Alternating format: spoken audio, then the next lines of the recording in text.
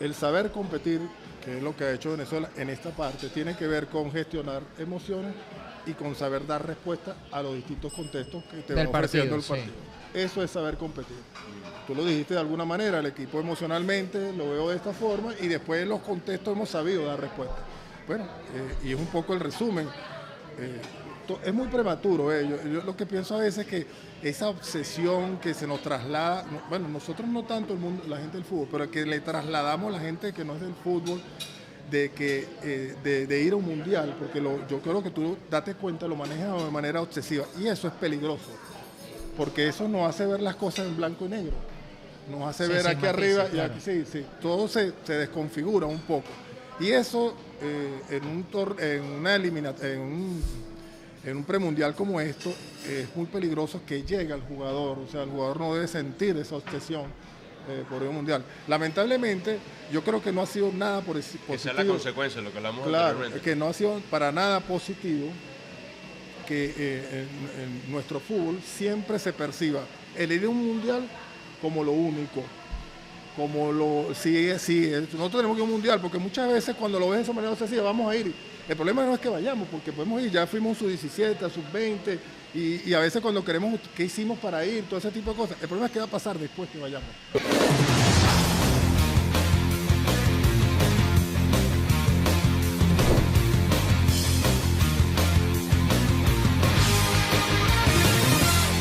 Hola, ¿qué tal? Bienvenidos todos a un nuevo episodio de Día de Juego. Como siempre es un gustazo estar con ustedes, Hernán Rodríguez y Antonia Bellas. Ya le vamos a presentar nuestro invitado, pero regresando de Maturín después de esta doble fecha muy exitosa de la selección venezolana, un empate histórico en condición de visitante contra Brasil y luego reafirmando ese buen resultado, ganándole 3-0 a la selección de Chile en el Estadio Monumental. Te digo algo, ya va. Espérate, déjame dar las es gracias, verdad, hermano, al Restaurante Gran Horizonte, que nos ofrece sus instalaciones, nos da tremenda hospitalidad, todo este servicio para que podamos conversar de fútbol. Ahora sí. Mira, espectacular además el ambiente. Ya comienza a sonar la gaita, está Allá está decorado béisbol de las grandes ligas, aquí todos los de- deportes. decorado de Halloween, así que pinta bien todo lo que va a ofrecer el restaurante Gran Horizonte. Anthony, te vi feliz. O sea, creo que Te voy a decir te algo. voy a decir algo delante de la gente. Irresponsablemente feliz. No, ¿por qué? Porque la representatividad no debe desbordarme. No, porque está bien, uno pero es periodista. O sea, yo no te escuché gritando groserías. No, ni te no, escuché, para o sea, nada. Pero hablé en primera persona ocasionalmente en mis redes sociales, que no debería hacerlo.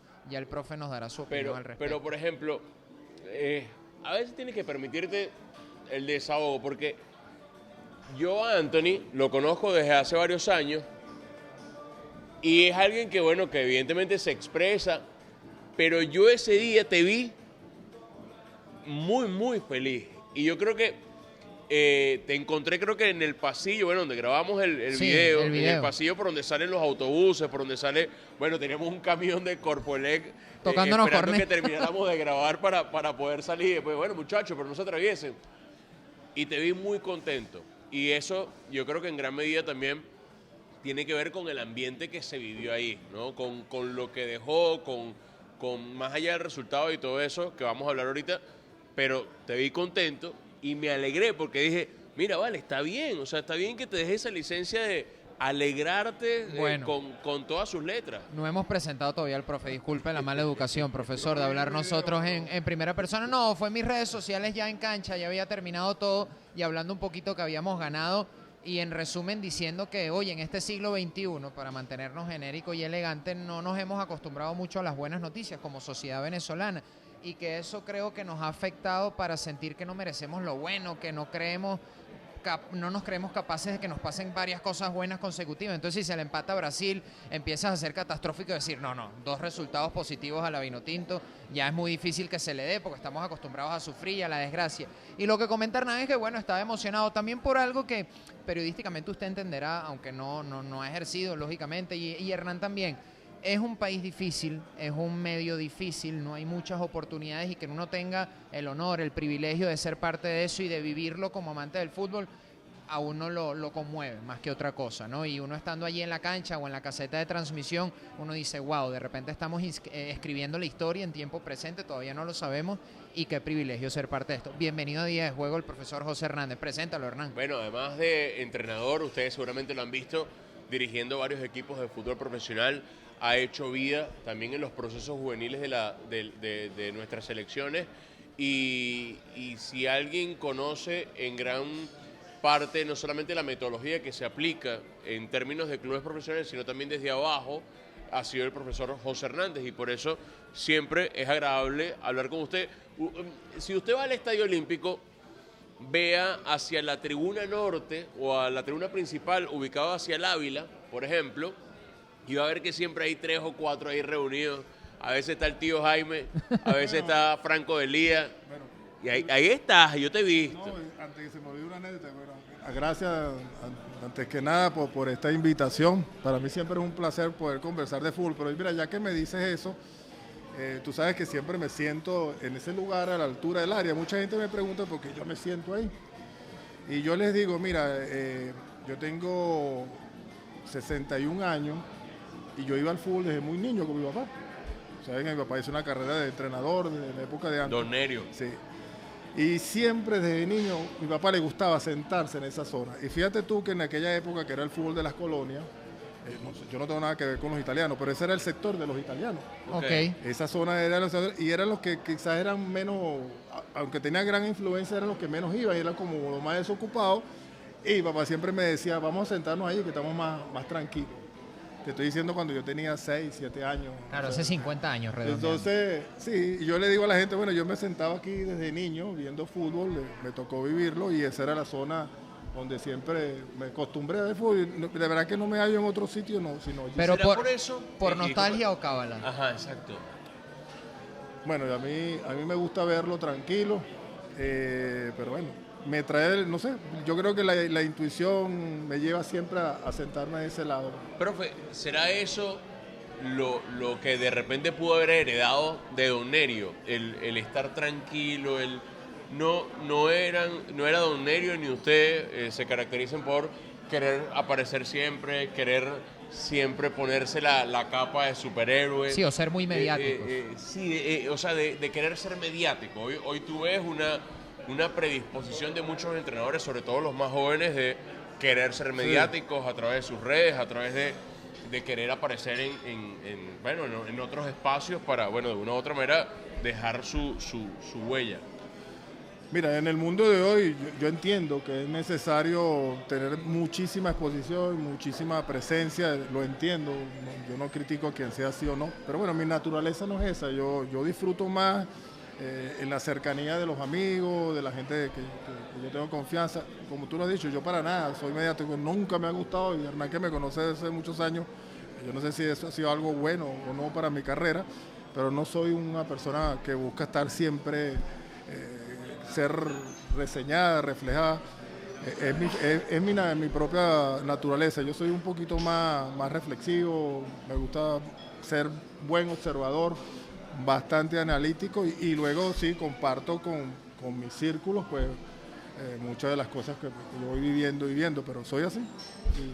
Profesor, en función de esos rasgos de personalidad, ¿sintió que a alguno le pasó factura o le ha pasado factura como técnico a los distintos niveles, que tal vez es muy cercano, puede ser, si es alguien tranquilo, no tan mediático, no tan polémico, al momento de dirigir o de influir en un grupo, ha tenido que amalgamarse de alguna manera y ser un José Hernández un poquito distinto para poder llegarle a un grupo, por ejemplo, o le ha funcionado su fórmula? No, pero espérate, no confundas mi personalidad con mi actitud. Ok. Yo creo que los contextos te obligan a tener distintos comportamientos. O sea, obviamente, no es el mismo el contexto de estar sentado viendo un partido de fútbol o de tu propia vida que liderar un equipo de fútbol. Si algo he aprendido, que yo que he vivido el fútbol desde los infantiles, juveniles, profesionales, selecciones, vengo de una casa de fútbol, de entrenadores de fútbol, es que entiendo que me debo ubicar en el contexto que tengo que estar. El mundo profesional es una cosa, el mundo de formación es otra, y como lo conversamos antes, pues el mundo de selecciones es otra, completamente distinta. Si algo he aprendido es que el fútbol tiene varios fútbol dentro de ese fútbol. Claro. Y bueno, quizás el José Hernández, entrenador entre un grupo, pues no es tan así. Pues. Claro. Obviamente nos toca liderar, nos toca convencer, nos toca dirigir, ¿entiendes? Nos toca armonizar un grupo, nos toca disciplinarlo, nos toca una serie de cosas que obviamente tú lo tienes que hacer desde la palabra hasta los hechos. Claro. Profe, ¿sabe qué? He escuchado varias entrevistas de entrenadores y casi siempre cuando entrevistan a los círculos familiares describen al entrenador como alguien obsesivo del trabajo, que le dedica demasiado tiempo a juicio de los círculos sociales a esa tarea del entrenador, que muy rara vez se desconectan por completo del oficio, del rol. ¿Usted cómo lo ve? Porque, insisto, he visto muchos documentales y, por ejemplo, El de Bilardo, el de por ejemplo. Simeone, el de Arteta, el de Bilardo. El de Bilardo. Entonces casi todos terminan siendo como que personas muy impregnadas del trabajo, incluso en espacios donde de repente no debería serlo. ¿Cómo lo ve, profe? Pero es que tampoco dejan de tener sus círculos. Lo que pasa es que a lo mejor son círculos mucho más cerrados, pero yo creo que el hombre necesita algo más que el fútbol. Necesita de la familia, del amigo, de no hablar de fútbol. Yo a veces digo que el que solo sabe de fútbol, No sabe nada. ni de fútbol sabe. Porque la vida te ayuda a construir muchas cosas del fútbol, ¿no?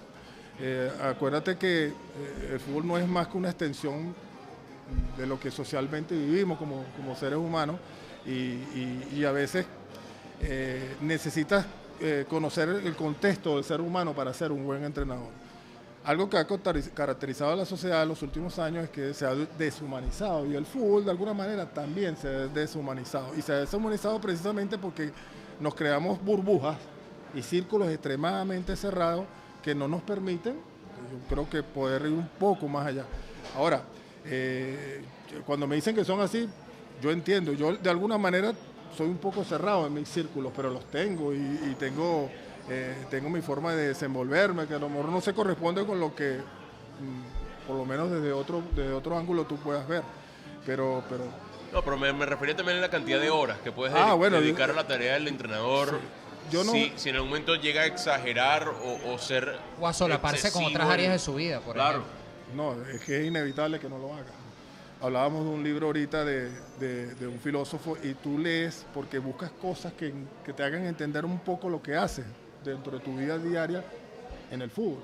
O sea, yo creo que cuando tú dices, yo leo fútbol, a mí me gusta leer muchas otras cosas porque de alguna manera me trasladan al fútbol y te termina dando herramientas que te pueden ayudar. Acuérdate que el entrenador de alguna manera es un gestor sobre todo de emociones.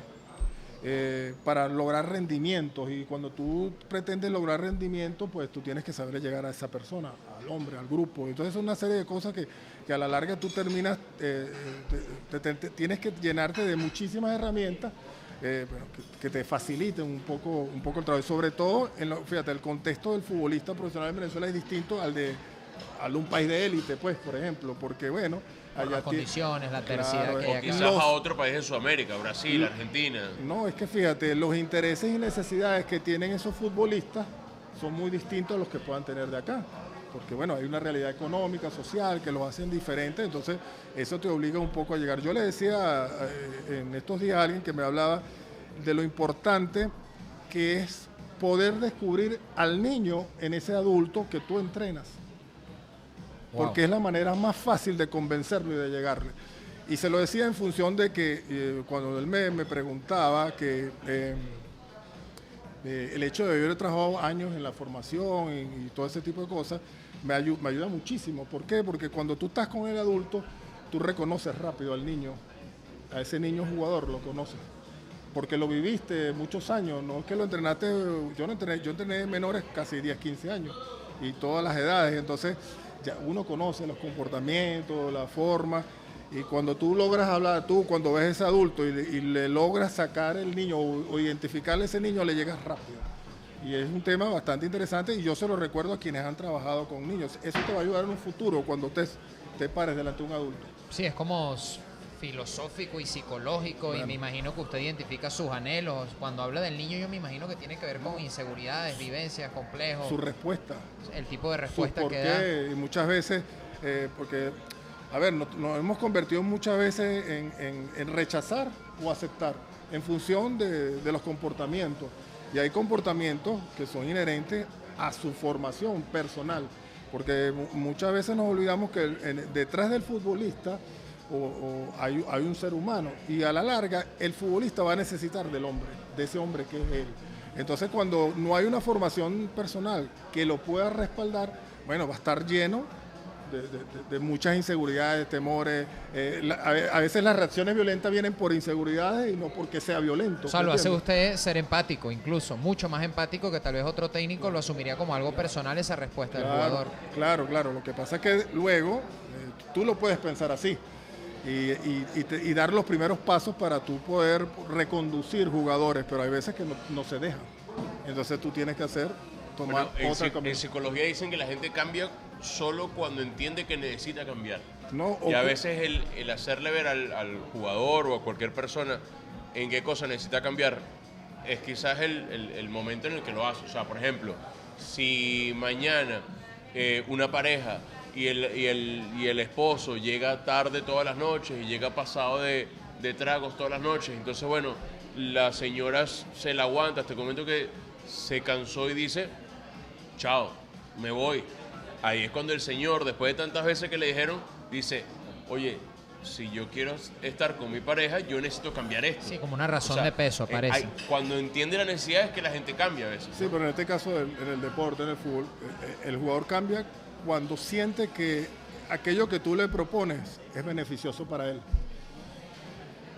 Acuérdate que el futbolista generalmente tiene un concepto individual del fútbol, ¿no? Y lo debe tener.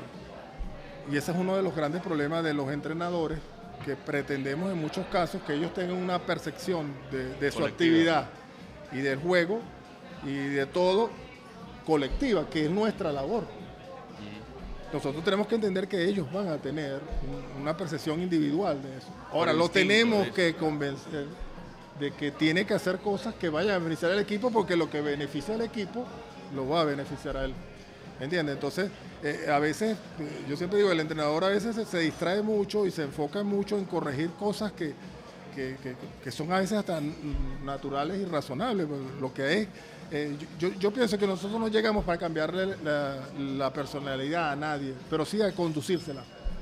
O a generarle convicción, supongo yo. Tuvimos la oportunidad de conversar aquí con Sandro Mazzucato, que de hecho aprovechamos y le pedimos disculpas a todos porque tuvimos un problema técnico grabando ese episodio, al igual que el de Alexander González, previo a esta fecha FIFA. Nos duele en el alma porque, modestia aparte, creemos que eran dos capitulazos, pero bueno, lamentablemente se perdió ese contenido. Y desde la perspectiva psicológica, Sandro Mazzucato nos decía que lo más importante para un entrenador es generarle convicción al jugador, ese vínculo. Cuando existía, buenísimo, creían en la idea y la ejecutaban en el terreno de juego, pero cuando no existía, estaba sentenciado el técnico. Se rompió la relación y es muy difícil volver a rescatar. Usted, que está en la acera del técnico, ¿lo ve parecido? Claro, es que el jugador, a ver, ¿qué ve? Si él juega o no juega. Eso es lo que realmente lo termina convenciendo. El problema, mira, en el fútbol hay dos posiciones que se gana el jugador, una dentro del campo y otra dentro del equipo, ¿sí? De donde cada quien pues tiene un rol distinto, bien sea en el equipo o en el campo. Cuando el jugador no logra consolidar un rol en el equipo ni en el campo, obviamente entonces son aquellos jugadores oposicionistas y bueno, y todo el tema que se puede desenlazar en ese sentido. Entonces, muchas veces eso te pasa. Por ejemplo, hay jugadores de equipos pequeños que son excelentes, muy buenos, van a un equipo grande y no funciona. Entonces mucha gente dice, pero si este tipo no jugaba así.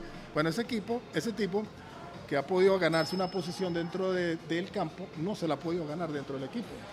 Porque viene de equipo chico, porque de repente no es un tipo que se integra muy bien. O sea, un camerino es todo es un espacio donde confluyen tantas cosas que se tienen que dar. Entonces, a mí me parece que la labor del entrenador, que es un poco gestionar todo ese tipo de cosas, el jugador sabe, hay que entender lo que él siempre va a ver, que aquello que es bueno para él, entonces lo va a ver de una manera distinta a lo que él considera que no puede ser bueno para él. Entonces, convencerlo, pues la convicción de qué, digo yo, o sea, de que se convenza de qué.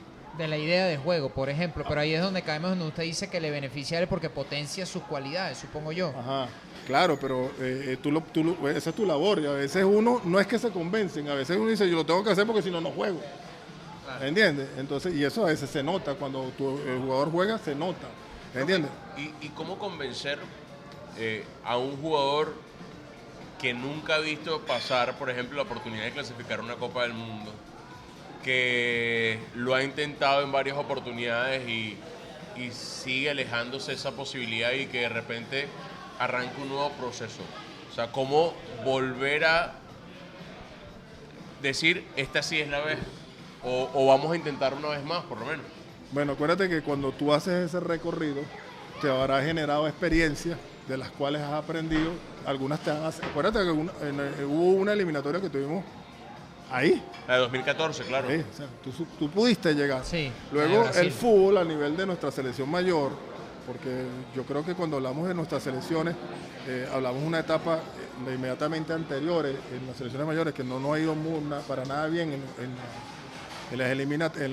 Yo no me gusta decir eliminatoria, pero en los clasificatorios, porque yo creo que juegas un torneo para clasificar, no para eliminarte. Claro. El premundial. Sí, exacto, y no sé por qué le dicen eliminatoria. Bueno, el premundial, hay que reconocer que fue una etapa muy buena en categoría sub-17 y sub-20 en cuanto a resultados. ¿Sí? Lamentablemente, nosotros estuvimos cerca en aquel momento por diferentes razones, pues bueno, el equipo le costó competir. Ahora, el jugador se convence porque a la hora de la verdad, el entrenador en el momento que asume su responsabilidad es el mensaje y el mensajero a la vez. Entonces, yo creo que tiene que tener la cualidad de reiniciar nuevamente las aspiraciones, las metas, los objetivos. Yo recuerdo una declaración de Batista que hablaba un poco y la gente lo tomó a mal. No me pareció muy mal, a mí me pareció muy bien lo que él dijo, que había que creer más. ¿Tú sabes por qué? Porque para tú vencer a los demás, primero tienes que... Sentirte capaz de hacerlo, supongo yo. Tienes que vencer tus propias dificultades y tus propias realidades. Y para eso te tienes que convencer. ¿Sí? Nosotros tenemos unas realidades, tenemos obstáculos, tenemos cosas que son los primeros que tenemos que vencer, ganarle y después competir con los que nos quieren ganar. ¿Entiendes? Yo le entendí de esa manera y me pareció, bueno, no sé si lo dijo en ese sentido, pero yo siempre le decía a mis jugadores de selección, si queremos ganarle a aquellos, vamos a empezar a ganarnos a nosotros mismos. ¿Me entiendes? Vamos a superar nuestras dificultades. Si no podemos concentrarnos, si no, qué sé yo, todo eso lo tenemos que superar. Eso no que no acumule todas las cosas. Entonces, eso es una labor del entrenador que, bueno, ahora se ve bien caminada porque se nota en los niveles de atención y de intensidad del equipo. Entrando un poco en el tema, porque inevitablemente vamos llegando lógicamente a la selección nacional, a lo que ha pasado recientemente. Usted decía que el entrenador es un gestor de emociones. Yo con toda la humildad, no somos técnicos, pero estoy de acuerdo con lo que dice, con lo que plantea. ¿Cómo gestionar las emociones en un contexto en donde tienen tal potencia como como el proceso clasificatorio, conseguir 4 puntos en esta fecha FIFA, tener un arranque histórico, literalmente el mejor, incluso con el gol averaje que ha tenido la selección venezolana? Porque yo lo veo como sin matices, es decir, mucho pesimismo en la derrota, al menos en el contexto venezolano, y qué difícil será entonces ahora mantener los pies en la tierra, como decía también el Bocha Batista, cuando se arranca de esta manera, porque la verdad es que el camino es muy largo, todavía no se ha hecho nada. Estas victorias, pragmáticamente hablando, no significan nada todavía. Yo creo que lo difícil no va a ser manejar o gestionar esas emociones en el jugador, me imagino que no. No debe ser lo difícil, de hecho lo deberían de conseguir. Los problemas es manejar esas emociones en los entornos y que esas emociones en los entornos que tienen que ver con lo que tú dices, de que la victoria nos pone muy subido y la derrota nos baja, no permeen en el grupo. Los entornos los enumeramos. Matrices de opinión. Todo lo que genera, todo lo que no es el fútbol real. El fútbol real es lo que hay por decirlo así, del equipo hacia adentro, jugadores, cuerpo técnico, todo eso. El resto es un fútbol hablado, comentado, que forma parte del fanáticos, fútbol. periodistas. Todo, sí. Pero claro. controlar la expectativa del fanático. Bueno, pero es la idea, ¿no? No, pero es que la idea no es controlarlo. Okay. Cada quien tiene que expresarse, que no lo vas a poder evitar. Es más que forma parte de la realidad. El problema es cómo te afecta a ti. ¿Cómo lo interpretan ellos puertas de camerino para exacto, adentro? cómo te afecta a ti. Por eso que tú, es muy importante conducir las emociones, generar objetivos siempre a corto plazo, que es lo que más te ayuda a lograr las cosas que están un poquito más lejos. Se trata un poco de ir logrando cositas de paso a paso. Yo siempre he dicho que en el fútbol uno no puede tener una visión como si tuviera unos binoculares. Tú dices, bueno, mira, yo voy a empezar aquí y voy a llegar allá, en aquel lugar, de primero, no sé qué. Y te pones los binoculares. Generalmente caminas viendo el final. Seguramente que va a pasar, te vas a tropezar, ¿verdad? Bueno, sabes que Sandro nos explicaba eso, que normalmente en la vida la gente se pone una meta y claro. solo piensa en la meta, Exacto. pero no en todas las cosas que van a dejar como consecuencia esa meta. Es decir, yo quiero ser un futbolista reconocido mundialmente. Bueno, tú primero tienes que más bien pensar en cómo yo trabajo mejor, cómo yo me ejercito mejor, cómo me hago mejor jugador, y como consecuencia de eso va a llegar lo que tú en un momento pensaste que era ser un futbolista reconocido mundialmente. No, y algo mucho más importante, que en ese camino va a haber cosas que no van a ser como tú quieres. Claro, como las idealizaste. Y va a haber cosas que van a tratar de que tú no lo hagas. Y va a haber cosas que te van a hacer caer. Y lo importante allí es cómo tú respondes a esas cosas. Entonces tienes que estar preparado. O sea, en un camino, como bien lo dices tú, hemos comenzado, yo creo que en una muy buena línea. Bueno, yo creo que lo que hay que ir un poco y de paso a paso, entendiendo que esto ya lo tenemos, ¿sí? Pero no nos ha dado nada. ¿Entiendes? Porque el camino todavía es muy largo y seguramente muy difícil. Y a medida, este tipo de torneos premundiales, que bueno, que lo hablamos un poquito antes, que tienen una altísima influencia emocional, va a ser difícil en todo su recorrido. Entonces, en aquellos momentos donde se pueda tropezar, no caer como puede caer el fanático. En un bache emocional, sí. Yo creo que para tú, de alguna manera, lograr las cosas, tu cerebro o tú como persona te tienes que inhibir de lo externo, ¿sí? Y concentrarte en lo que tú internamente sabes, junto con tu grupo les interesa para continuar el camino.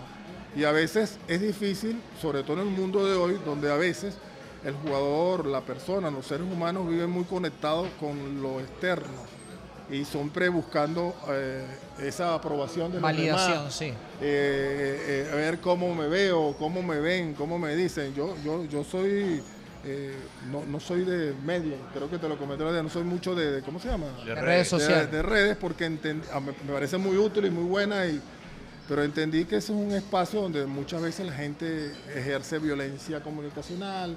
La gente lo que busca son pues las aprobaciones y ese tipo de cosas. También hay una parte que te instruye. Dicen la sociedad del espectáculo, cómo yo mi vida la quiero proyectar como que si fuera un espectáculo para el consumo de los demás. Claro, para ver cómo te aprueban o no. Termina siendo egoísta, claro. Y eso, Sí, narcisista, entonces, bueno, a veces la tarea del entrenador es estar un poco a abstraerlo de ese mundo, que es difícil. Tú no lo controlas. Pero eso es un problema como moderno, ¿no? Porque tal vez claro. un entrenador hace Eso es- 30 años ni se preocupaba Exacto. por eso. Eso es parte de la modernidad. Sí. Pero ahí es a donde viene la gestión del grupo interna. Mira, hay cosas que los entrenadores controlamos en el grupo, a nivel de los jugadores, y que debemos gestionar y controlar y manejar y dirigir y estar allí encima. Pero hay cosas del grupo que maneja el propio grupo, sin el entrenador, que es lo verdaderamente importante, ¿ves? Que ellos realmente estén en sintonía con todo lo que se quiere, con todo lo que se viene. Y eso, te estoy hablando en un equipo o en grupos donde eso debe funcionar. Espero que este sea el caso de nuestra selección, porque si ellos tienen que estar muy centrados en el objetivo, saber que esto logrado está bueno, que hay que continuar con las dinámicas. ¿De qué se trata? Cuando tú estás en dinámicas positivas, tratar de alargarlas. Y cuando estás en dinámicas negativas, tratar de revertirlas rápidamente. Sí, acortarlas, ¿Me entiendes? claro. Entonces, un poco ese es el trabajo. La fuerza del grupo no te garantiza el éxito, pero no La creo que hay un convicción sí. pero no creo que hay un grupo no creo que hay un éxito sin la fuerza del grupo. ¿Usted cómo lo ve, profe? Usted ve a esta selección como grupo, ¿cómo la ve? ¿La ve fuerte? ¿La ve en términos de emocionalidad? Yo le decía, Cohesionada, sí. yo le decía a Anthony, y creo que he sido reiterativo con esto en día de juego, y es que para mí Venezuela, hasta ahora, en el territorio emocional lo ha sabido controlar. Contra Colombia, si bien es cierto, creo que ha sido la presentación más débil de Venezuela y aún así defensivamente hizo buenos trabajos, como colectivo hizo buenos trabajos para evitar que Colombia fuera ese equipo temible, al menos desde los nombres. Venezuela arrancando el segundo tiempo, le meten un gol.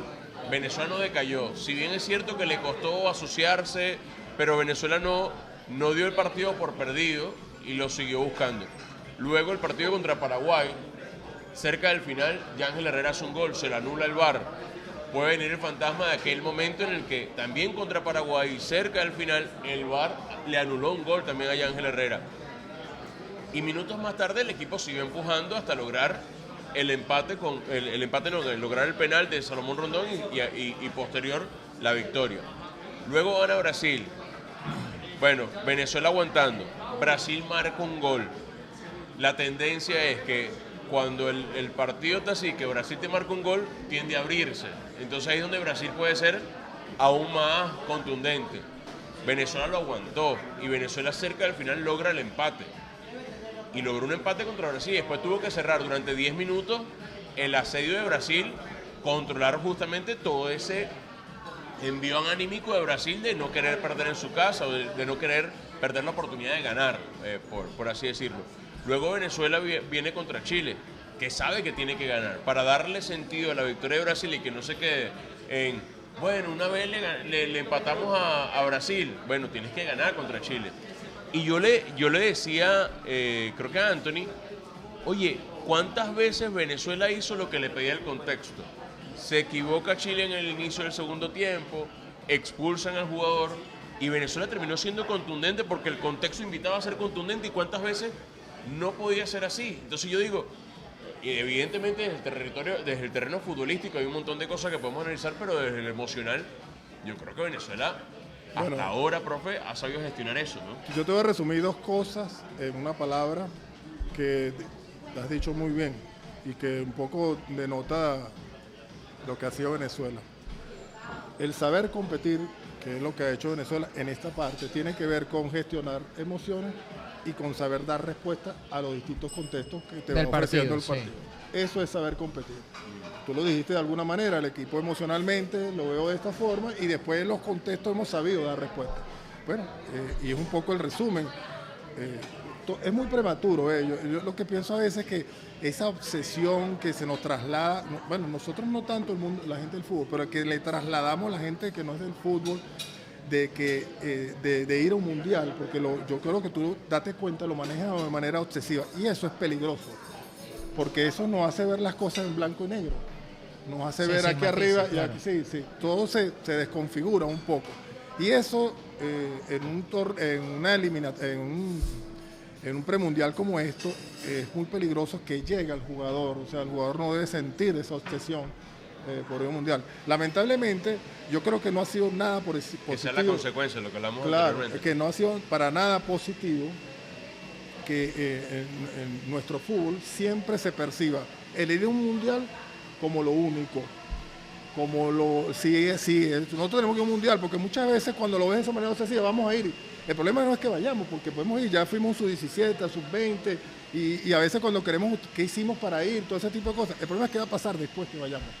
Claro, ¿cómo se genera sustentabilidad para repetirlo? Entonces, ¿por qué digo esto? Porque lo peor que puede pasar es que nosotros no entendamos que este camino es largo, duro, que hay que construirlo. La gente habla del estilo, de no sé qué. Yo creo que el estilo se encuentra, porque a veces alguien tiene unas visiones un poco idealistas y se lleva esto al rincón de las ideas. No, necesitamos un estilo, no. O de repente el plan es según el rival que tengo, como yo busco hacerle daño. Pero es que velo de esta manera, no es que según el rival, es que el rival te va a intentar condicionar siempre. Claro, y tú a él. Y tú le vas a tener que dar respuesta, claro. Y tú a él. O sea, el rival está allí, siempre lo tienes que tener en cuenta, por más que tengan un estilo. O sea, entonces no es cuestión de priorizar el estilo, ni priorizar esto y lo otro, porque eso lo puedes conseguir. Y lo puedes conseguir partiendo de saber competir. ¿Sí? Y te lo repito, el saber competir tiene que ver gestionar emociones para tomar buenas decisiones y luego, en base a eso, saber dar respuesta a lo que se va dando. Y ha pasado lo que tú dices. En momentos muy puntuales hemos dado una respuesta que en algunas otras ocasiones nos costó muchísimo. Y que ha sido acorde al contexto y nos ha permitido, Exacto. Y bueno, nos permitimos hasta hablar en ahorita primera así, persona, claro. resolver. Entonces, claro. hablar de un poco desde el punto de vista futbolístico, de resultados, yo creo que lo que hay es que disfrutar del momento, valorar lo que estamos haciendo. Por ejemplo, ustedes cuando utilizan algunos un empate histórico contra Brasil, pero ¿por qué histórico?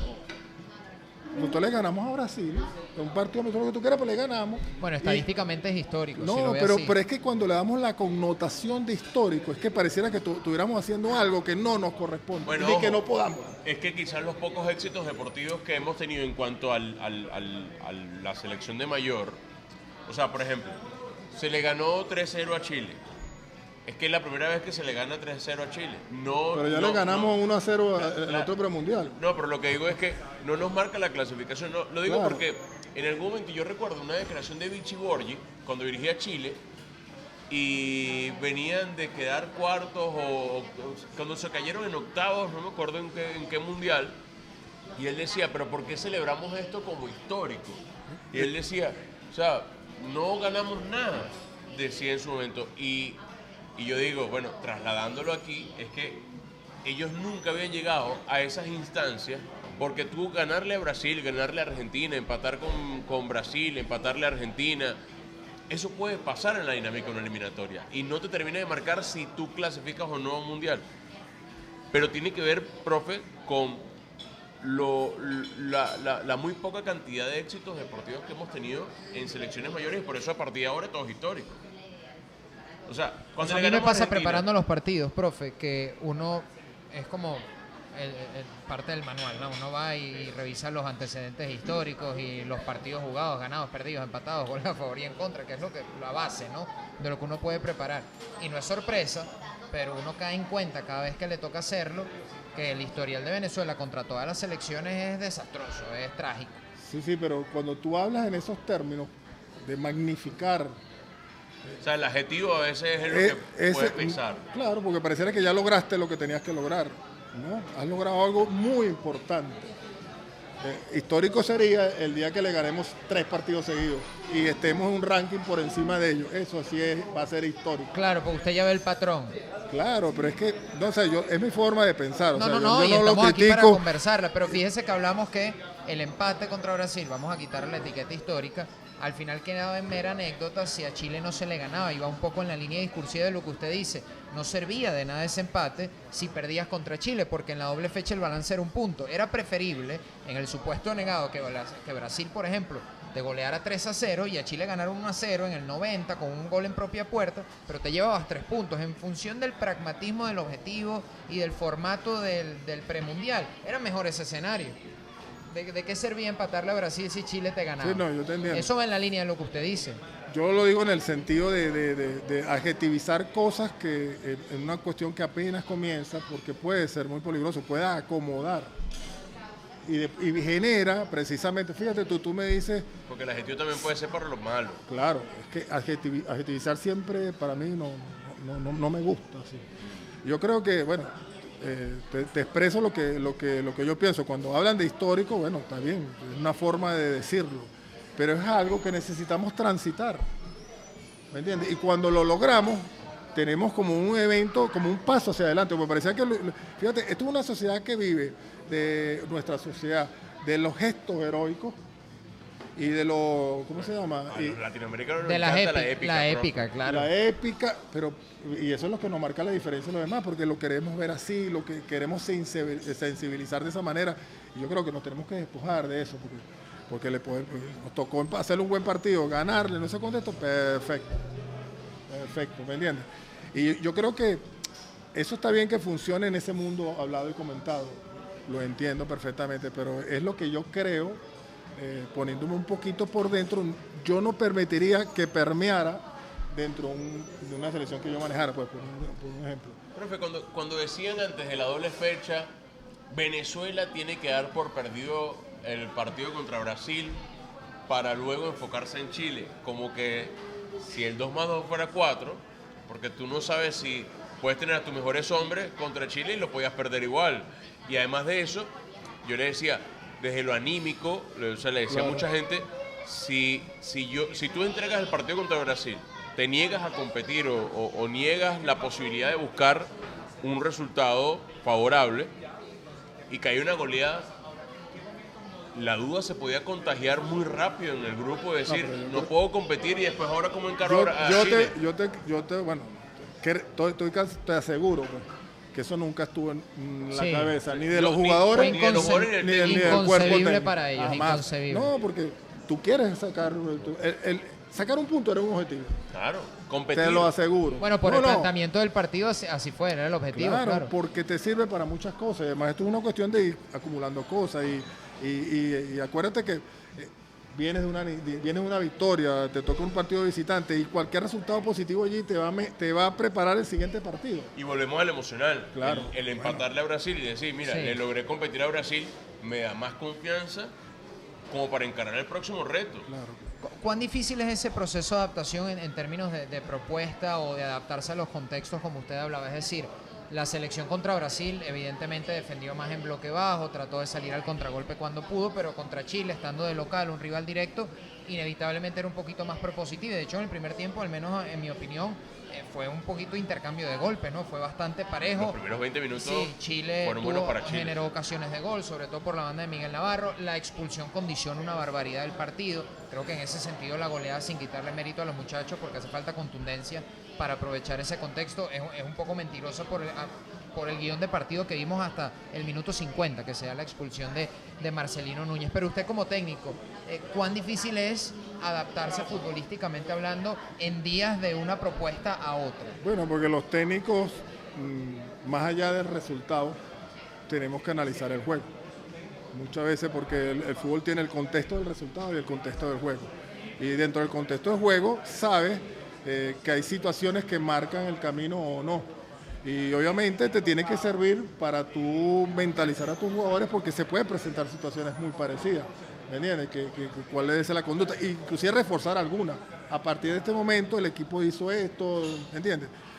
Un poco tiene que marcar ese camino. Y obviamente quien está en ese otro fútbol, el resultado prácticamente lo es todo y lo entiendo. Lo entiendo que es así. Yo pienso que, mira, son 4 jornadas. Hay algunas cosas que ya comenzamos a ver de nuestra selección, porque cuando apenas juegas 2, 3 partidos, estás empezando a conocer, ¿no?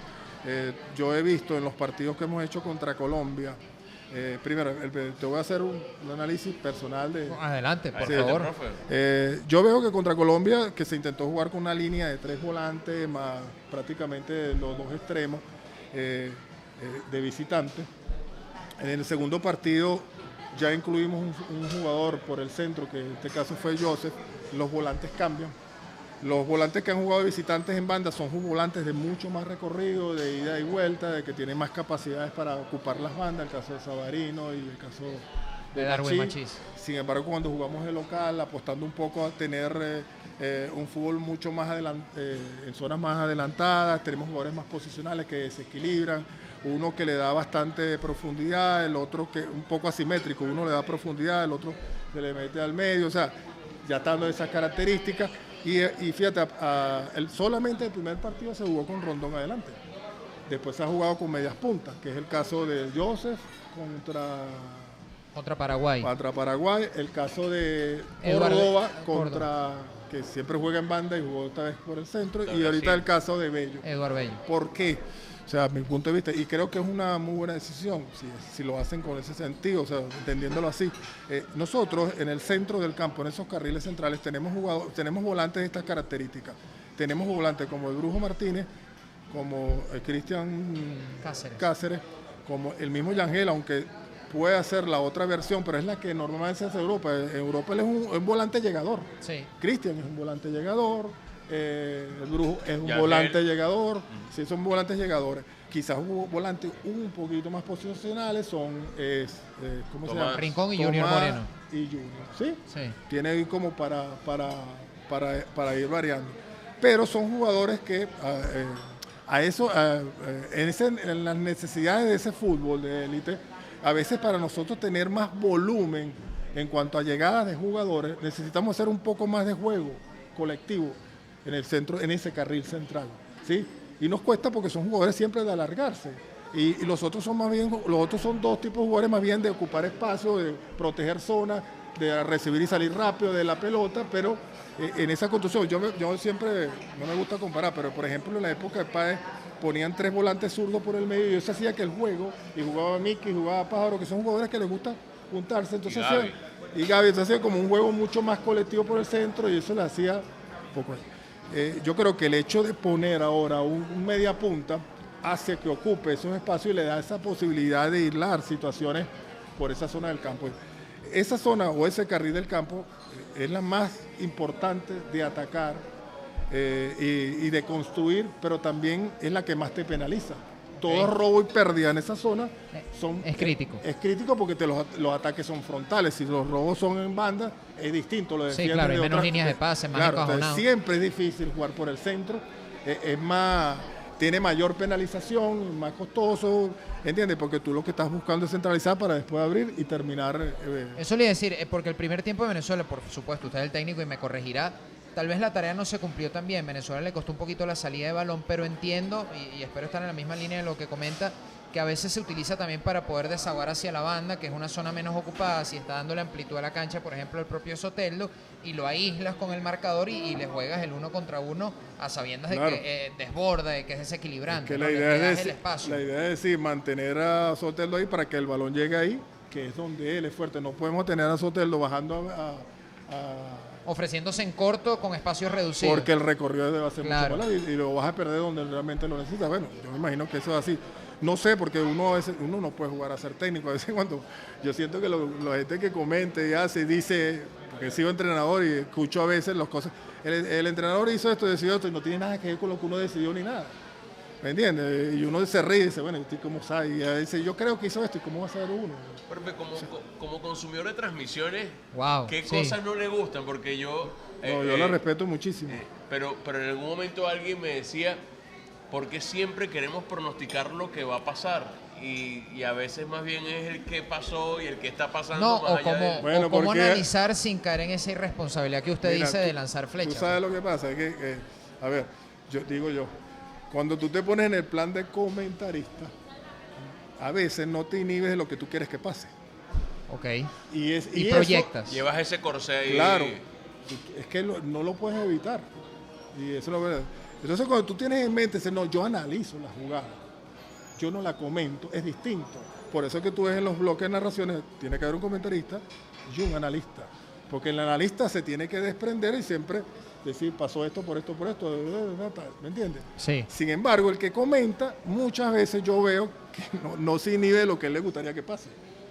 ¿Entiendes? Y a veces es difícil, pues depende. Si tú eres el que comentas para tu equipo de tu vida, el que tú sigues, o que tú trabajas, o el que te apasiona, claro, tú lo ves de otra pierdes manera. la ecuanimidad o caes en un terreno de predicciones constantes. Es que es difícil que tú percibas algo que no esté afectado por tus emociones personales, o sea. Bueno, eso es un punto muy interesante, porque fíjese que cuando uno estudia periodismo, o al menos así me lo dijeron a mí una querida profesora en la Universidad Central, ella decía que la objetividad es una utopía, no existe. Que cuando uno quiere ver un hecho noticioso, inevitablemente lo ves con unos ojos condicionados por tu idiosincrasia, claro, tu y por cultura, tu creencia, tus vivencias, y cuando lo quieres transmitir en papel siempre o de forma oral, está condicionado por todos esos elementos. Así que la objetividad pura y dura, impoluta, no existe. Hay que perseguirla todos los días, tratar. Bueno, como es la propia utopía, la utopía hay que perseguirla porque nunca la vas a conseguir. Claro, pero te ayuda a avanzar o te ayuda a alejarte de la parcialización o de la mediocridad o como lo vea. Pero yo creo que usted tiene razón en lo que dice, pero también es difícil. Uno trata de analizar o de tener una lectura del juego. No lo digo como crítica, lo digo como... No, por favor, y bienvenido siempre. Pero es un tema complejo. No, y tú sabes algo, mira, yo he hecho comentarista y analista en partidos, y yo digo... Yo no es que me cueste, yo puedo entender muchas cosas, pero yo digo, ser comentarista es difícil.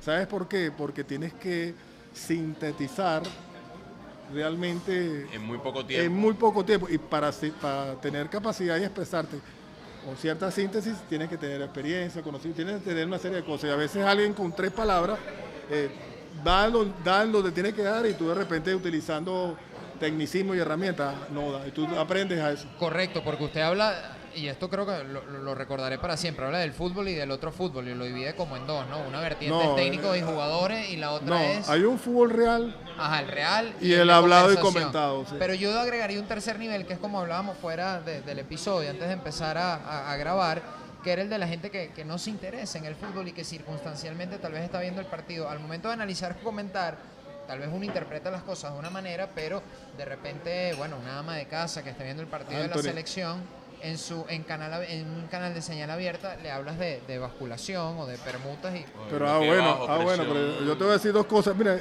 casualmente con un comentarista le discutí esto. Te voy a decir le hice una pregunta. Para ti, ¿quién es el mejor comentarista de fútbol? Internacional, nacional, el que tú escuchas más. En español, Juan Pablo Varsky. Ok. ¿Y por qué? ¿Te habla así como tú dices? En los términos técnicos, no, por supuesto que no. Tiene riqueza en lo que dice, describe, tiene análisis. Pero sí utiliza ocasionalmente algunos términos que son muy del argot futbolístico. Eso es lo primero, pero a la larga tú lo vas a perseguir. Lo que pasa es que nosotros tenemos el paradigma de que ellos no lo van a entender. Yo te hago una pregunta. El fin educador o no subestimar a la audiencia. Yo aprendí de fútbol americano porque empezaba a escuchar a los tipos y me interesaba. O el coach Morales. Entonces nunca le vamos a hablar de términos. Fíjate algo, yo escuchaba el otro día a Valdano que él decía algo como que hace años el hincha y el entrenador hablaban un idioma parecido. Y decía, hoy un hincha no va a entender ni una sola palabra de una charla técnica de Pep Guardiola. Ni una sola, decía él.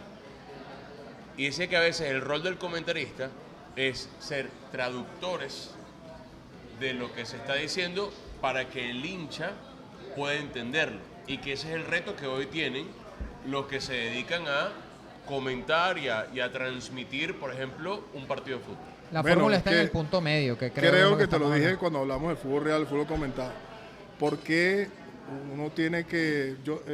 por cierto, hice un artículo que escribí sobre eso y al final decía que los dos tienen que existir y los dos tienen que reconocerse y los dos tienen que convivir.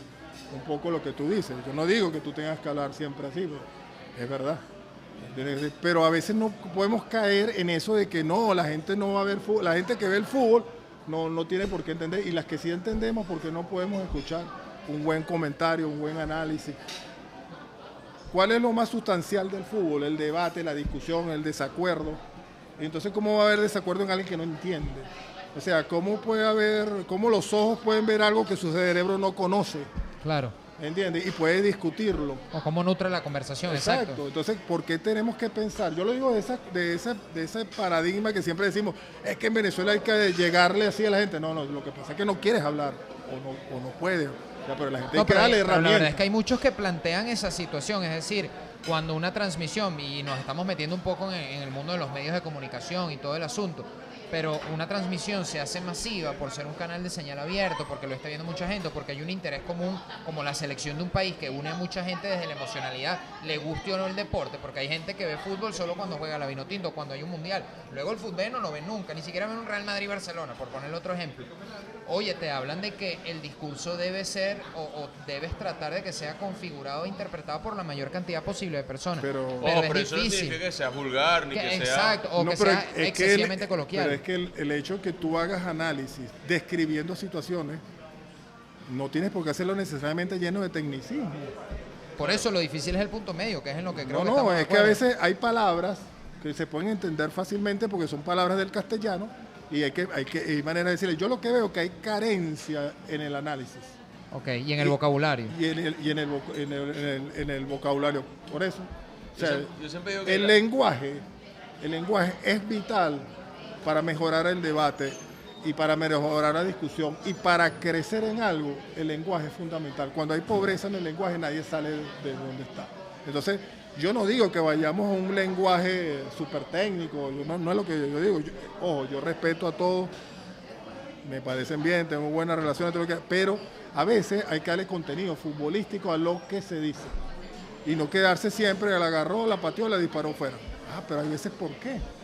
Hay situaciones que tú puedes describir, mira, en esta acción de remate, el primer control facilitó el disparo porque el cuerpo lo giró y lo pateó. ¡Pum! Claro, se Eso orientó es bien el tecnicismo. perfil, sí. Y es más, es una cuestión hasta que un niño lo está viendo y dice, oye, mira, él tiene que aprender que cuando haga ese control, si lo aleja de un posible, por ejemplo, una situación que tú recibes un balón para controlar y atacar el arco y tú sabes que te va a venir un central. Alejado del si rival. el primer control lo haces hacia afuera, ya lo alejas entre el cuerpo para patear de una vez. Ahora, si tú lo haces hacia adelante, él te va a llegar. Va a estirar el pie y lo va a llegar. Sí, sí. Por ejemplo. Claro, Y la una descripción Y eso es sencilla. digerible.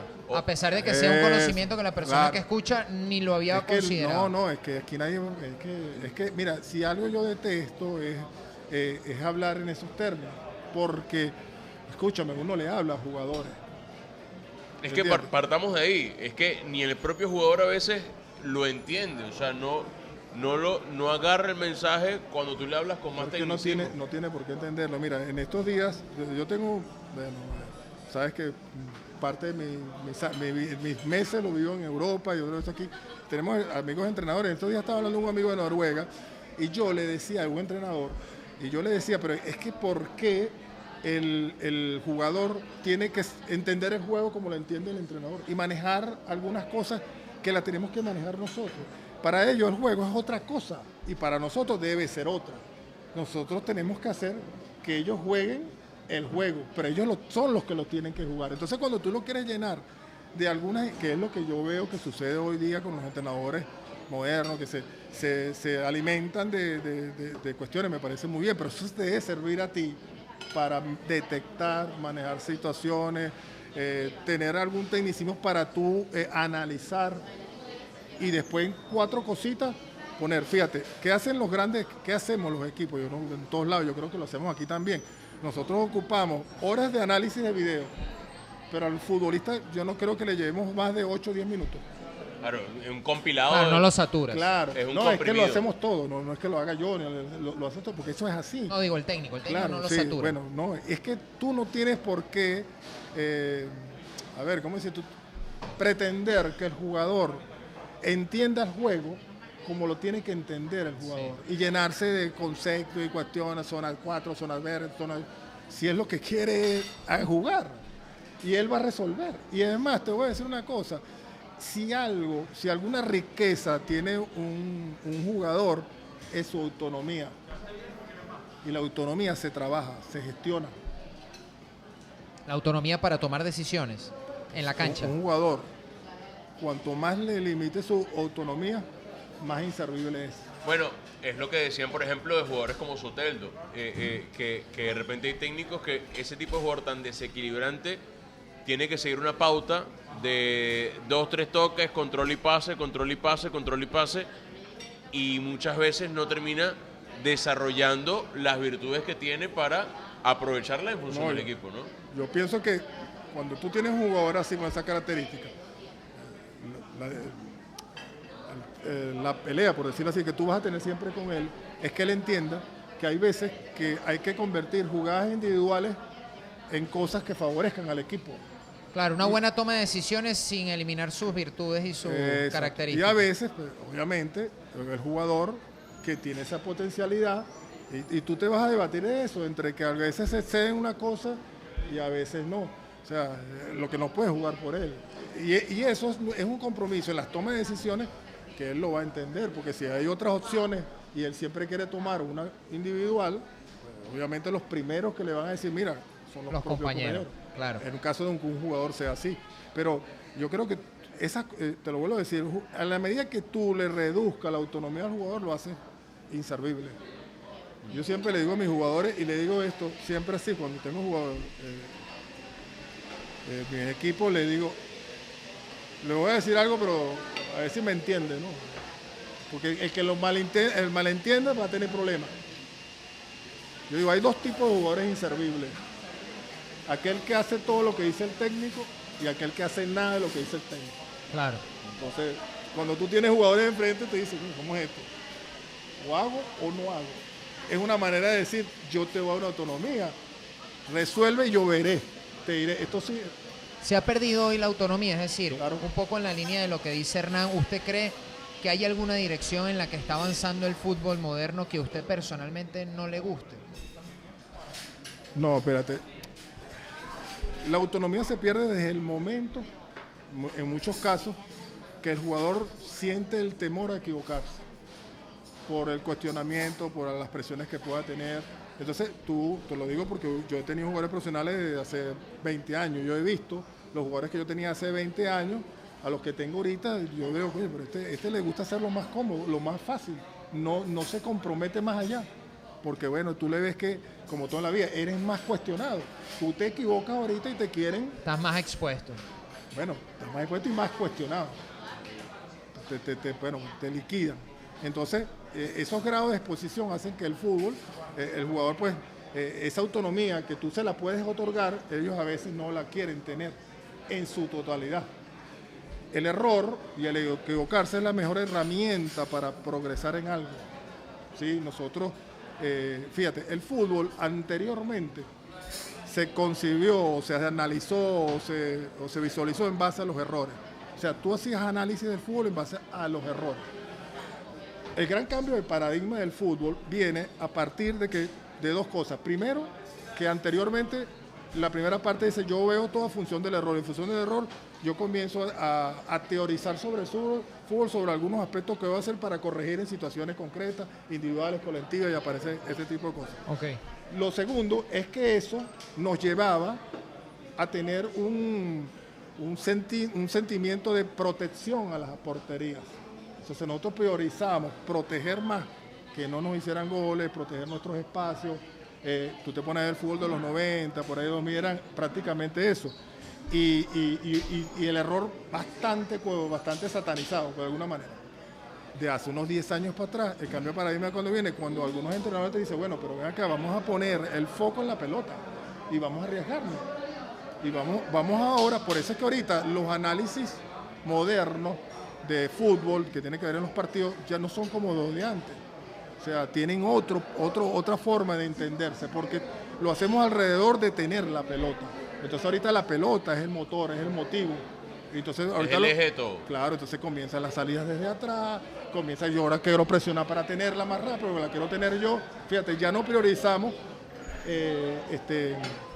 el arco ni los espacios en nuestro campo y ya no tomamos tanto color. Y fíjate que en eso el fútbol europeo se ha desprendido y es el que ha marcado el camino. Pero todavía en nuestro continente el fútbol tiene algo de ese fútbol viejo. A eso iba, porque usted habla de priorizar, al menos en el pasado reciente, proteger el arco, y yo siento que Venezuela ha sido así de cierta manera. Ha tratado de ser un equipo de tener solvencia defensiva para luego, con las limitaciones Pero no compares el fútbol de selecciones con el fútbol de equipo. Acuérdate que las grandes transformaciones del fútbol las marcan los clubes, no las selecciones. Las selecciones son de momento, de un campeonato ganaste, eres campeón del mundo, pero vamos a suponer, quedó campeón, cuando Dinamarca quedó campeón de la Eurocopa, estando todos en la playa, que vinieron en aquel momento, ellos marcaron un estilo, una forma, no. Los que realmente marcan los estilos, los cambios de futbolísticos. De corriente. Son los clubes, a través de sus entrenadores, que son vanguardistas en cualquier cosa y todo ese tipo de cosas. Ahora, el Milan de Sacchi, por ejemplo. Claro, el Milan de Sacchi fue los primeros pasos para salir de ese fútbol de protección del arco a un fútbol un poquito más protagonista del balón. Fueron los primeros pasos. Y lo hizo en un contexto donde veían todo lo contrario. Para el fútbol italiano, claro. Claro, y él rápidamente fue rechazado, se tuvo que ir a España. Bueno, y quienes entran lo veían de otra manera. Y fíjate, lo adoraban al principio más los de afuera que los propios italianos. Pero el cambio de paradigma viene de eso, del error como la herramienta para el análisis y el motor. Yo no me puedo equivocar. Porque tú te pones a ver, el fútbol tiene un lenguaje confrontador. O sea, el propio lenguaje da miedo. No, te van a robar la pelota. No la puedes perder. Si la pierdes te contraataca. Todo es como que, sí, entonces eso... Perjudicas al compañero, lo expones. Todos son lenguajes negativos. Claro. Un compromiso, que te siembran miedo. Sí. O sea, miedo a equivocarte. Tú dices, no, me puedo equivocar. Entonces, en la medida que tú manejes ese lenguaje, esa forma de transmitir el fútbol, vas a tener jugadores con más temores. Tendrás tus locos. Pero sabes que históricamente... Déjame terminar, perdón, se me va a ir la idea. el segundo eso. Y lo otro es que fíjate, el tercer punto del fútbol, de ese cambio de fútbol de antes a ahorita, es que el fútbol es un juego de espacio. Y anteriormente los espacios estaban, tú los ocupabas y los aprovechabas. Entonces el desarrollo de la técnica, prácticamente sin una presión, la técnica sin mucha presión, lo hacías con cierta lentitud, que es lo que veíamos en el fútbol de aquella época. Bueno, ¿qué pasó? Vino la intervención de la preparación física basada en el atletismo, claro, donde había que llegar más veces a más sitios, menos tiempo, dificultaba y tal, no sé qué más. Eso se cambió ahorita. ¿Qué vemos ahorita en el fútbol? Que esos espacios los tenemos que seguir construyendo, pero ahora ya no están, porque todo el mundo achicó línea, todo el mundo coge espacio, la gente está físicamente bien acondicionada para llegar a todos los sitios, más veces, todo ese tipo de cosas. Entonces ahorita los espacios hay que crearlos, ¿sí? Bueno, entonces hay que crearlo y de paso de crearlo, ocuparlo y aprovecharlo. Antes estaban, yo iba y me ponía, ahora hay que crearlo, por eso moverse, ser intenso para ocupar un espacio. Ser intenso que cuando mi compañero deje un espacio, yo soy el que lo tengo que aprovechar. Sí, ofrecerse o trabajar en torno a la pelota, como usted decía. Para eso necesitabas tener como eje el balón. ¿Me entiendes? Y ese realmente, cuando tú me hablabas del poco del fútbol moderno, se orienta básicamente a eso. Entonces, claro, cuando tú mismo te diste cuenta, pero es que es lo que yo conversaba, sí, pero en este lado del continente todavía no hemos dado ese paso. Y por eso es que tú ves fútbol de clubes a nivel europeo es una cosa y aquí veo otra. No vamos a decir que es mejor ni peor, porque ese empieza con el debate que el fútbol europeo, el fútbol americano, es que no lo veas claro, así. pero a su escala, ¿por qué no lo ha dado este lado del continente ese paso? ¿Por qué? Porque no nos hemos preparado para eso, no hemos internalizado, porque rechazamos cosas, porque fíjate, cuando yo siento que la gente dice, es que hoy queremos intervenir mucho sobre el jugador. Bueno, y es que en Europa no hacen lo mismo. ¿Cómo? En Europa no hacen lo mismo. Yo creo que, y fíjate, ¿cuál es la corriente? No, el potrero, el fútbol de la calle, sí, eso fue la mejor escuela que hubo. Claro, el concepto de academia. Bueno, pero es que espérate, hay cosas que por lo menos dicen que yo no estoy de acuerdo sobre los conceptos. Mira, tú a la larga, tú le necesitas darle autonomía para que el jugador aprenda, banalizarle el error, que todo eso es verdad, darle calle. Pero a la final tú necesitas un guía. Y hoy día más. Porque cuando tú analizas, tú ves, siempre lo recuerdo, yo veo mucho fútbol antiguo. Poco para entender y ver. Y tú analizas, la mayoría de los anteriormente, si algo te llama la atención cuando ves un partido, que desde el punto de vista individual y desde el punto de vista colectivo, el jugador no tiene las herramientas defensivas que hoy utiliza. Y eso hacía más fácil para los demás. Tenía, además del espacio y el tiempo para jugar y poder desarrollar su técnica a 2 kilómetros por hora, no tenían eso. Hoy día el jugador tiene mucho más herramientas, mucho más información, va un poquito mejor preparado en cosas que le pueden pasar. Mira, con esto, este equipo hace lo otro. Situaciones de partido, sí. Lectura le detectan patrones y todo ese tipo de cosas. Entonces, fíjate cómo ellos tienen que todavía prepararse mejor y ser distintos en ese tipo de cosas. Entonces, esos debates no es comparativo.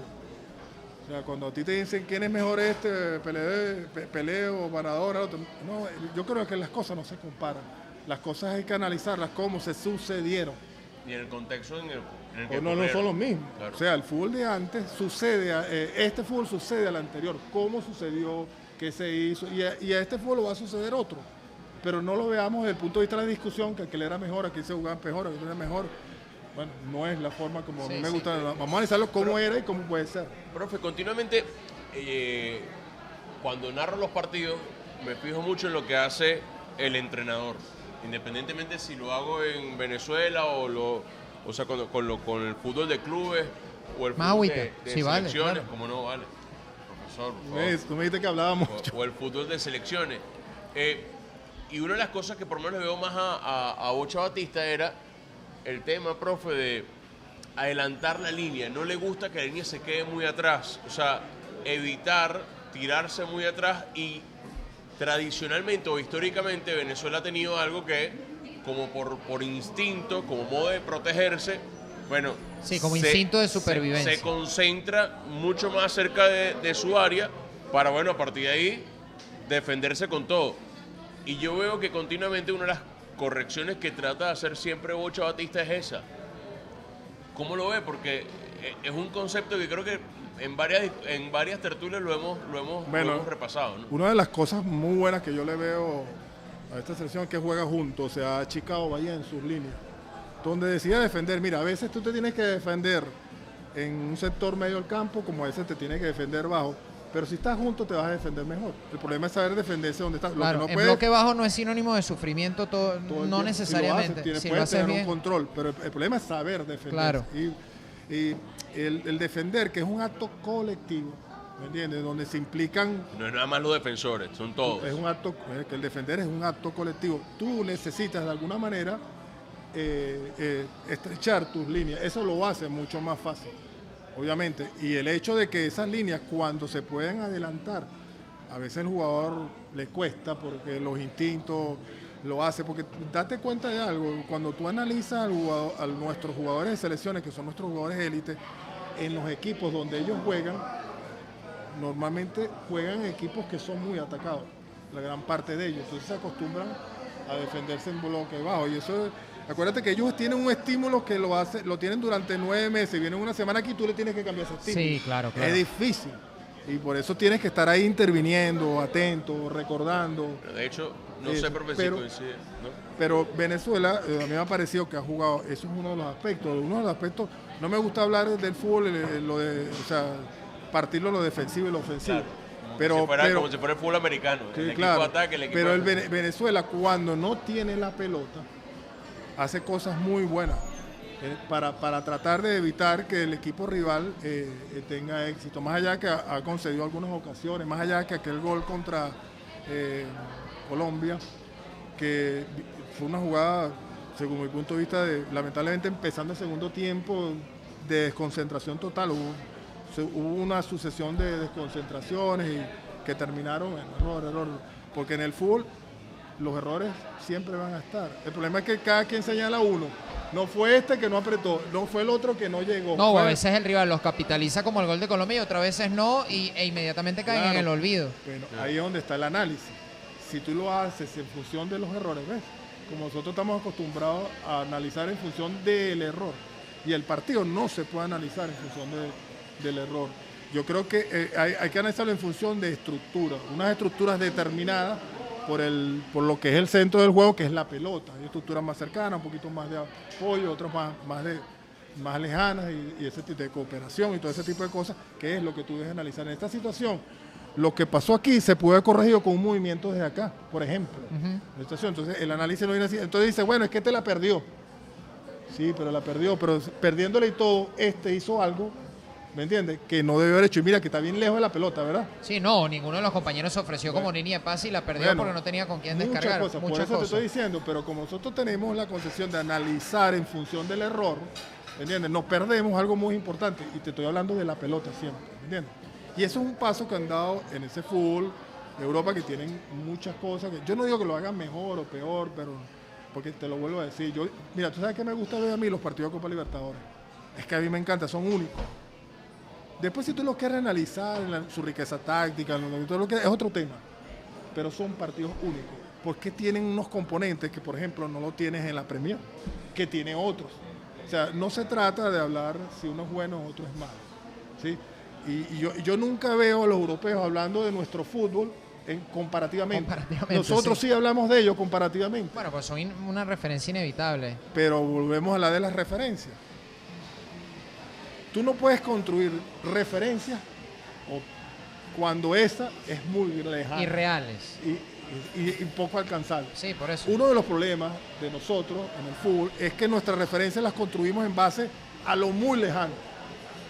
O sea, cuando tú quieres comparar a Anthony como central, entonces hablas de Van Dijk. Van Dijk. Oye, pero Van Dijk. Ojo, así. Me parecía, ojo. No, mentira. El corte de pelo. Sí. Eso, bueno, por decirte algo. No, pero vamos a buscar otras referencias, las más cercanas, las que podemos lograr. Entonces nosotros siempre en nuestro fútbol hemos construido referencias muy lejanas. ¿Y eso qué genera? Que nos frustre todo, que parecemos que nunca llegamos y sobre todo que parecemos que nunca avanzamos. El fútbol venezolano viene avanzando de hace rato, a lo mejor no al ritmo que queremos, con muchos altos, muchos bajos.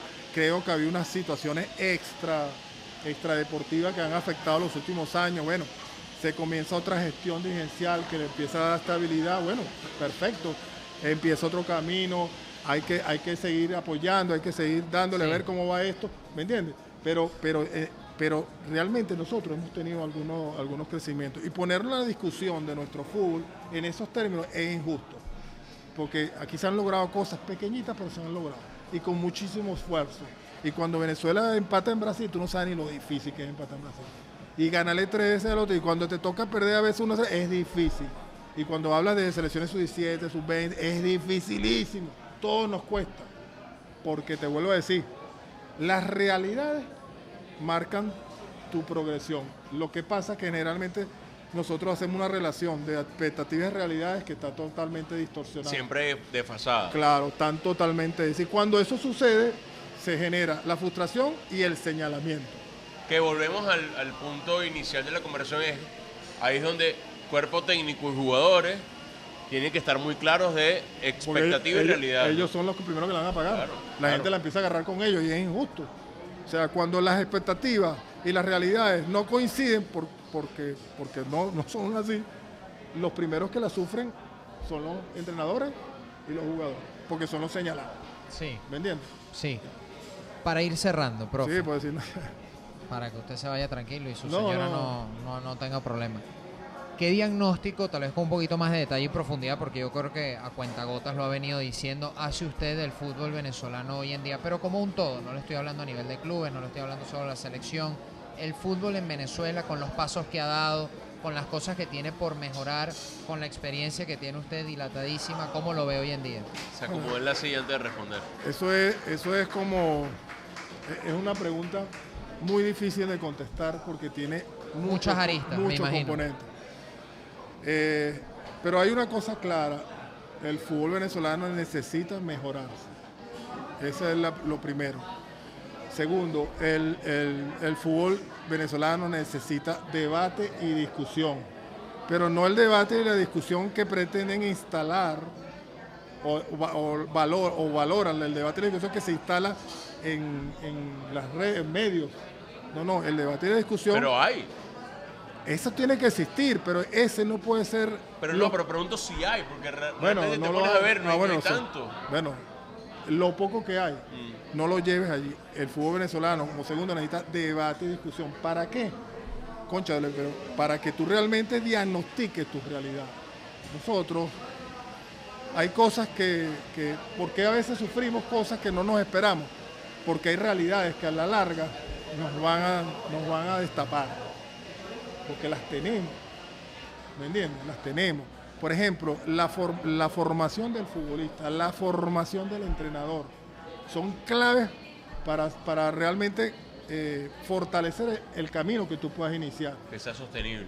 Claro, lo que lo hace sostenible es la formación. Una sociedad donde la gente no se forma, puedes tener todos los recursos del mundo y atender y poner todo, como a veces yo digo, adornas muy bien el jardín, pero Sí, la no hace infraestructura. florecer la flor. Entonces, todo está perfecto, pero eso a la larga no va a ser. Entonces el fútbol necesita darse cuenta que el fútbol no solo son las selecciones, las distintas selecciones, eso es importante porque es lo que inmediatamente nos mueve y todo ese tipo de cosas, pero el fútbol también son los equipos profesionales que necesitan fortalecerse, que necesitan apoyo. El fútbol también es el fútbol menor, Claro. que necesita atención y todas esas cosas. Entonces, eso es un debate que hay que darlo, pero hay que darlo en un contexto donde, por eso te hablaba del lenguaje, donde haya riqueza en el lenguaje para que el debate y la discusión sea realmente productiva.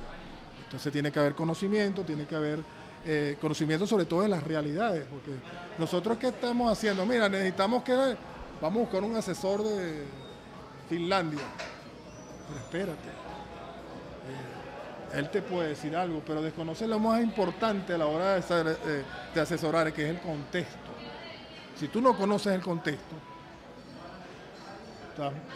cuando tú hablas, vamos a hacer metodologías, perfecto, pero las metodologías que hay en todas partes, cada club te dice una metodología, cada selección, todo eso está perfecto. Las metodologías están directamente afectadas por su realidad social, Claro. sociológica. Lo que pueda ejecutar y lo que no. Precisamente, ¿me entiendes? Entonces, tú tienes que ver esa cosa. Entonces, el fútbol para mí necesita eso, tiene la necesidad de mejorarse, necesita el debate y la discusión y yo creo que de alguna manera hay que desprenderse y no ser egoísta a la hora de aportar para el fútbol, ¿entiendes? Porque cuando tú llevas toda la vida en el fútbol, todo lo bueno que le pasa al fútbol te alegra, porque es por lo que es donde tú has vivido, es donde la gente te conoce. Yo te aseguro que los vecinos tuyos, tú eres de fútbol, los vecinos tuyos que no conocen de fútbol, estarás contento porque ganó, estás feliz. Es verdad. Claro, porque es nuestro ambiente. Es verdad. Es lo que, y cuando logramos algo importante o histórico, como dices tú, nos vienen a felicitar Profe, los que no. me va a costar volver a decir histórico después de esta No conversación. lo tomes mal, está bien. Pero tú entiendes lo que te quiero decir. Totalmente, y me parece muy valioso. Fíjese que era parte de la reflexión que hacía con Hernán. Yo le de que diría, hablé en primera persona, por ejemplo, a veces es el matiz extra que uno le da que no debe. Si tú fueras jugador de esa selección, Ojalá. entrenador, ok, O sea que- pero discúlpame, ¿a ti no te gustaría más que te dijeran Venezuela logró un empate meritorio? Sí, claro. O un valioso empate. O un valioso empate, que Sí. eso me da valor a lo que dice. Sí, no como algo O circunstancial. como algo que, verga, salió. Sí, Salió. estoy de acuerdo. Sí, No, fue un milagro. Eso, estamos Ahí está acostumbrados a algo eso, que ¿no? me Hay rescata un un esfuerzo, montón. hubo un trabajo, Sí. hubo todo. Algo que rescata un montón de toda la conversación que hemos tenido con usted y es la reflexión que siempre ha hecho en esta hora y pico de conversación en torno al valor de la palabra y lo del lenguaje. Claro. Porque no es algo que se tome muy en cuenta, al menos desde mi perspectiva, en el mundo del fútbol. Pero como sociedad y en cualquier otra área de conocimiento, el fútbol o cualquier otra, creo que lo que usted dice aplica. Claro, André, cuando tú hablas del lenguaje, el otro entiende que tienes que ser refinado en él, ¿no? El lenguaje es utilizar la palabra adecuada, acorde la al momento, palabra claro. necesaria, la palabra que te haga reflexionar Oportuna, sí. y la palabra oportuna. No se trata de De hablar en difícil. De la Claro, pues, floritura, es que claro. si alguien me escucha y dice, este quiere hablar bonito. No, el lenguaje tiene que ver con eso, Sí, para que se entienda claramente. sí, la pertinencia también, Profe, claro. ya cerramos, o sea, prácticamente cerrando. Vienen dos rivales, Ecuador en casa, Perú de visitante. En base a lo que ha visto en la eliminatoria, ¿qué nos podría decir de cada uno de estos rivales? Difíciles. Nosotros ahorita estamos, yo le decía a Anthony hace rato que estos son dos rivales muy difíciles y son rivales muy directos para lo que son nuestras aspiraciones, nuestras realidades. Pero nos vienen en un momento donde nosotros venimos en una dinámica positiva, nuestra selección viene, yo creo que con un envión importante y no hay espacios de tiempo, porque prácticamente jugamos dentro de un mes. Tú imagínate que todos lo fuéramos a jugar dentro de 9 meses, Faltan ¿cuánto va a casi pasar? 3 semanas, bueno, Todo, Sí, nada, 3 tú sabes meses. todo lo que cambia dentro de 9 meses que nos va a tocar. Todo Un lo que- montón. Bueno, un montón. Entonces, nos viene en un buen momento. Los rivales muy difíciles. Ecuador es un equipo que tiene muchos recursos. ¿Me entiendes? Históricamente no ha ido muy bien acá, siempre con Ecuador. Es un equipo que nosotros... A mí me gusta el proceso de Ecuador. No, muchísimo. Bueno, yo creo que está entre los 3, 4 ahorita que puedan estar allí. Y luego Perú, que viene con una urgencia que lo hacen extremadamente, por un lado peligroso, pero por el otro lado vulnerable. Entonces, como yo no pensaría ahorita en Perú, yo pensaría en Ecuador, claro. porque eso te puede marcar mucho el segundo partido. ¿Sí? Pero como todo el camino que va a ser difícil, cada doble jornada, cada punto va a valer distinto. O sea, estos 6 puntos que se jugaron ahorita, que ganamos 4, tenían un valor, pero estos son distintos y los que vienen van a ser más distintos, ¿me entiendes? Y los demás, y así, lo que tienen que ver. Entonces, A mí una de las cosas que más me gusta, no sé si lo comparten, y yo creo que medio lo hemos asomado durante el episodio, es lo aplomado que ha estado el grupo. O Sí. sea, no ha caído en la euforia, me ha tocado entrevistar Sí. a los jugadores en zona mixta, a Anthony también, incluso el técnico no salió con un discurso de bueno, somos los mejores. O incluso bélico. O incluso bélico, vamos a... Bueno, Sí. ya ustedes tendrán referencias históricas de lo que les estoy hablando, pero... La serenidad que ha tenido tanto en la victoria como en la derrota. yo dirigí selecciones, soy de sub-20. Yo nunca estuve de acuerdo con aquellos discursos hacia mi jugador, hacia el jugador, decirle, hoy jugamos 30 millones de personas. Sí, como chauvinistas, como... Y yo le decía, pero ven acá, yo le decía, yo no les voy a decir como otro, vas a jugar tú y tú. 11. Entonces, juega por ti, por tu familia, y por tu país. Pero no, de esos 30 millones no, porque tú te vas a echar esa carga encima. Eso No, y es más para los chamos, me imagino. para cualquier... Es que no es chamo. Pero peor aún para los chamos. Acuérdate supongo. que detrás de ese jugador siempre hay un niño. Si Si viene ese que adulto, hay un niño. Ajá. Y eso le pesa. Porque a veces cuando tú no estás... Mira, lo que hace que tú ganes un partido es el anterior, ¿verdad? Entonces tú a veces dices, ¿cómo un tipo gana? Bueno, porque entiende que el ganar forma parte, el jugar bien forma parte, el jugar a veces mal, tú forma parte, a veces empatar forma parte. Cuando tú lo ves así, tú a la larga te vuelves en un equipo que es más suma que otra cosa. Ahora, si tú lo ves como, hoy gané, bien, mañana perdí, no, ¿me entiendes? No construyes a futuro.